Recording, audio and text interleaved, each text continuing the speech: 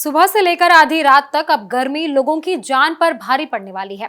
घर हो या सड़क, हर जगह आग जैसी तपिश महसूस हो रही है। मौसम विभाग ने ऐसी चेतावनी दी है जिसने करोड़ों लोगों को चिंताओं में डाल दिया है।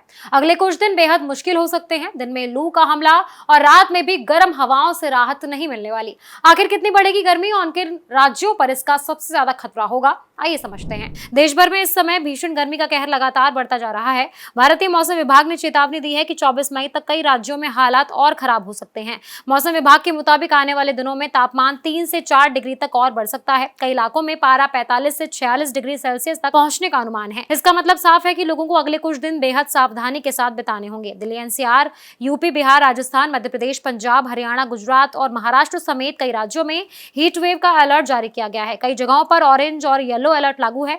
दिल्ली में 19 मई से 22 मई के बीच लू चलने की संभावना जताई गई है। मौसम विभाग का कहना है कि राजधानी के कई हिस्सों में तापमान 45 डिग्री तक पहुंच सकता है। वहीं उत्तर प्रदेश के बांदा में तापमान 46 डिग्री रिकॉर्ड किया गया, जिसने लोगों की हालत खराब कर दी है। सबसे बड़ी परेशानी सिर्फ दिन की गर्मी नहीं बल्कि रात में भी राहत नहीं मिल रही। राजस्थान और विदर्भ के कई इलाकों में रात का तापमान 29 से 30 डिग्री तक बना हुआ है, यानी पंखे और कूलर भी बेअसर साबित हो रहे हैं। मौसम वैज्ञानिकों का कहना है कि इस बार अल नीनो की वजह से गर्मी ज्यादा और बारिश कम हो सकती है। अल नीनो एक ऐसी मौसम की स्थिति है जो मानसून को कमजोर कर देती है। इसका असर खेती, पानी और बिजली पर भी पड़ सकता है। हालांकि दक्षिण पश्चिम मानसून के 26 मई तक केरल पहुंचने की संभावना जताई गई है, लेकिन जुलाई में अल नीनो के असर से सामान्य से कम बारिश होने की आशंका भी बनी है।